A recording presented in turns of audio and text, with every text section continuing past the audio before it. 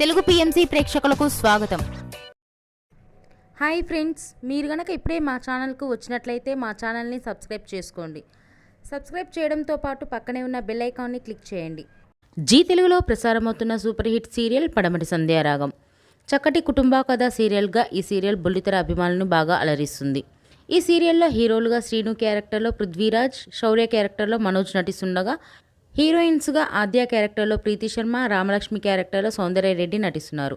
రఘురామ్ క్యారెక్టర్లో సాయి కిరణ్ నటిస్తున్నారు. తాజాగా ఆద్య తన లేటెస్ట్ ఫొటోస్ని అభిమానులతో పంచుకుంది. ఆ ఫొటోస్ని మనం కూడా చూసేద్దాం.